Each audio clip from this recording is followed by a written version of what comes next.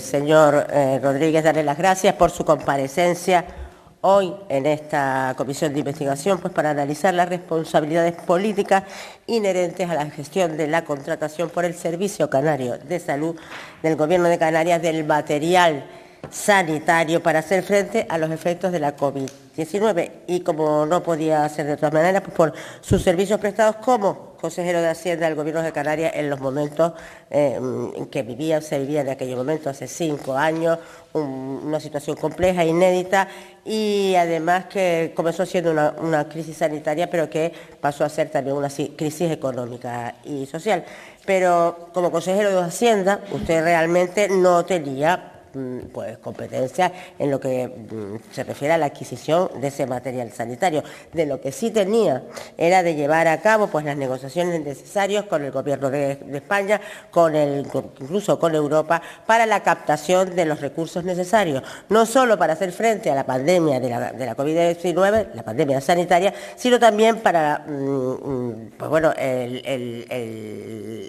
sobrecoste que significaba esa desescalada en los colegios, por ejemplo, para ayudar a las pymes, a los autónomos, a evitar que se fueran a pique y con ello, pues que las cifras o las colas del paro fueran menor y un largo etcétera. Yo lo que le pediría es que nos explicara con qué recursos extraordinarios fue con los que contó Canarias o fue lo que usted pudo captar para hacer frente a esta multicrisis, para que no había un manual de instrucciones que nos dijera los pasos a seguir para hacerle frente. Yo creo que en el espacio ese que constituimos, que se ha dado a llamar de manera distinta, comité de gestión, comité de crisis, pues al final lo que pretendíamos era facilitar la dirección política de una crisis sin precedentes en muchas dimensiones, bajo la tutela y la superior dirección del presidente del Gobierno, que es al final quien tiene la última palabra en un Gobierno, aunque fuera de coalición. Yo siempre he diferenciado bien los ámbitos institucionales de los otros, ¿no? De manera que ese espacio que creamos yo creo que fue un acierto absoluto, nos permitió tener una visión global de las cosas, interdisciplinar. Yo me ocupé fundamentalmente de la parte, digamos, económica, financiera, de la captación de recursos. Ya dije que afortunadamente en esta ocasión Europa respondió. Se suspendieron las reglas fiscales. Sin la suspensión de las reglas fiscales no se podía acometer la respuesta a la pandemia. Y ahí la Comisión Europea y los gobiernos de los Estados acertaron. Yo creo que se equivocaron el año 8 y 9. De manera que se flexibilizó la captación de recursos. Les decía que mi relación con el Gobierno de España fue intensa, especialmente con la ministra de Hacienda, de Armas Tomar, y con la ministra de Economía, aunque Elena Mañez estuvo muy de la mano porque ella era la responsable de Economía.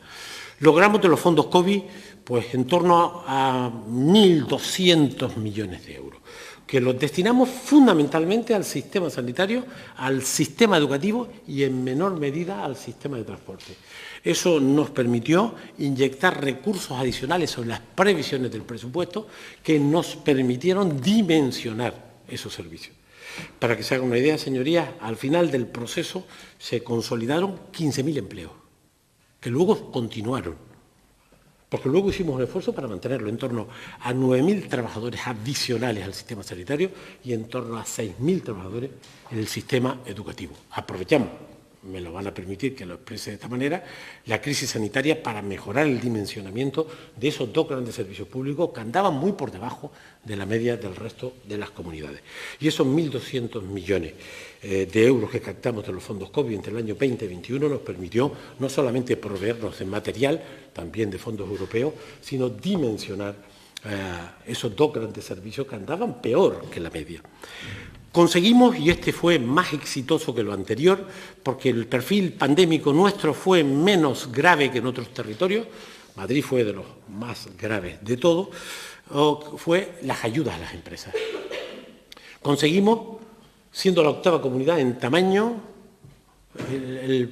la cuantía mayor en las ayudas a las pymes, autónomos y empresas, 1.144 millones de euros.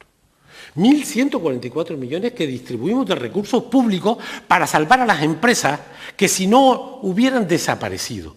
1.144 millones a los que nosotros de recursos propios añadimos, no recuerdo bien, 250 millones y que fueron salvadores para autónomos, pymes y empresas.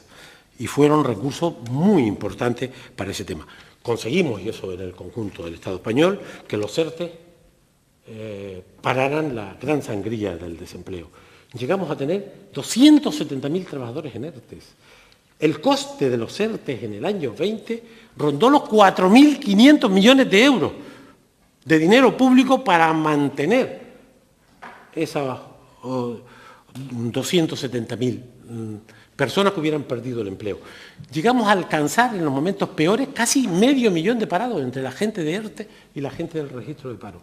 Y fueron 4.000 millones. Conseguimos que el ICO desplegara en Canarias casi 4.000 millones de euros.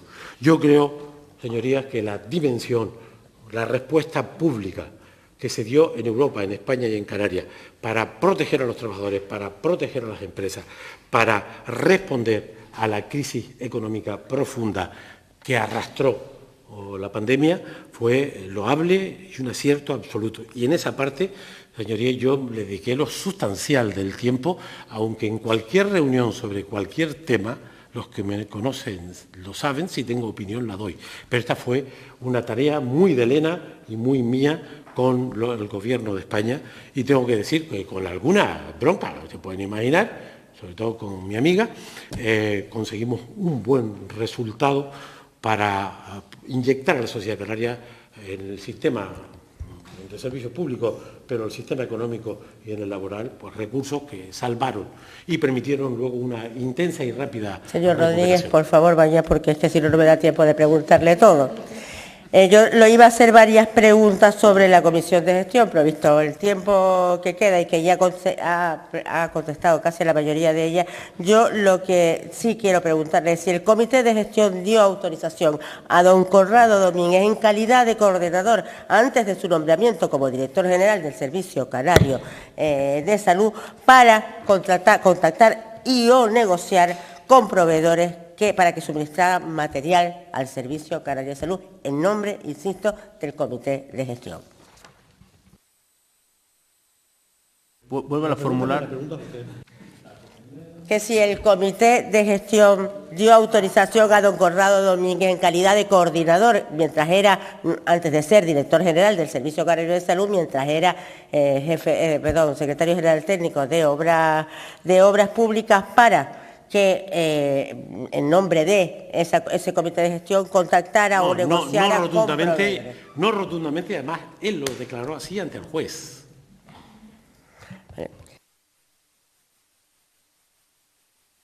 Perdón, el jefe de servicio de presidencia, don Manuel Alcaide, certificó que le preguntó a los miembros del comité de gestión y a census contrarios, le preguntó a don Conrado Domínguez sobre si había informado a los miembros del comité sobre el tema del contrato de RR7, a lo que dijo él que no. La pregunta es, ¿cuándo tuvo conocimiento de la situación del expediente de contratación de RR7 y de esas presuntas irregularidades en ese?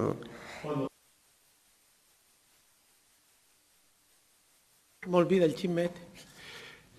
Nosotros habíamos recibido la dación de cuentas de los contratos de emergencia que no tienen autorización previa, incluidos los de superiores a 2 millones. Y en esa información, que supervisa mi secretaria general técnica, muy competente, procedente del Servicio Canario de Salud, la comisión de secretarios llega al Gobierno y aparece una dación de cuentas conforme a las reglas establecidas. Y no diferenciamos ningún proveedor porque no teníamos conocimiento sobre ninguna diferenciación entre ellos. Por lo tanto, nada que objetar. Cuando sale, creo que a principios de mayo, esa información en un periódico, yo me levanto temprano, veo el periódico y digo, ¿pero esto qué es? Llamo al presidente y el presidente sabía lo mismo que yo, es decir, nada. Y es evidente, ese día nos reunimos y empezamos a poner en evidencia que había un relato sobre un contrato que de confirmarse era preocupante, era un fallo.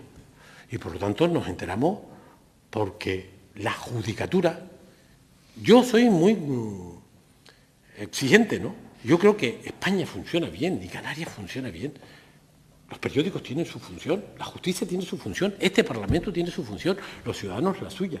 De manera que gracias a que alguien presentó una denuncia, el fiscal articuló una demanda y la filtró no sé quién, un periódico, eso es habilidad de los periodistas, y de ustedes que hay aquí unos cuantos de esos, pues gracias a eso vimos los detalles de ese contrato y a partir de ahí, pues evidentemente pues tuvimos un gran disgusto, yo un gran enfado, porque no me gusta nada enterarme de cosas que podíamos haber sabido por otras vías, por la vía de los periódicos, ¿no? Entonces, señor Rodríguez, ¿usted cree acertada, una vez conocido los temas, las acciones llevadas a cabo por parte del Servicio Canario de Salud o por parte de la Consejería de Sanidad para la recuperación de esos 4 millones defraudados por RR7, o entiende que habría que haber o tendrían que haber hecho algo más o algo menos?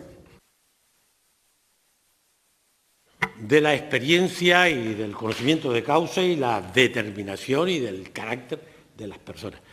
Con lo que yo leí en el periódico, el día, a principios de mayo o marzo, no me acuerdo, mayo. Si yo tengo conocimiento de eso, yo, y lo dije ese día a mis compañeros de gobierno, además de la reclamación de las cantidades por la vía conveniada con la agencia tributaria, por supuesto, yo hubiese ido por la vía penal. Yo no hubiese tenido dudas. De hecho, a raíz de ese conocimiento dijimos, nosotros cuando toque, cuando se sustencie esto antes, porque uno no puede personarse en una investigación policial y en una investigación fiscal, tiene que ser cuando el juez lo tome en consideración, hay que personarse como servicio o como gobierno. Yo creo que si a mí me llega, también es verdad que es fácil hablar 5 años después con un montón de informaciones, ¿eh? Pero conociéndome, si yo llego a tener aquel relato y yo soy el responsable, yo voy a los tribunales. Señor Rodríguez, yo me doy por contestada y la siguiente pregunta que le quiero hacer es que usted comentó que el contrato de RR7 no fue certificado ni pagado, por supuesto, con fondos europeos, precisamente porque no había estado culminado. Entonces, ya la pregunta es, ¿sabe usted por qué ese contrato sigue en la Fiscalía Europea? Ni idea. Supongo que interpretaron que inicialmente estuvo en la documentación previa y tiraron del conjunto de los casos. No lo sé, no conozco cómo funciona la judicatura. Estoy en ello, estoy aprendiendo de esas cosas ahora.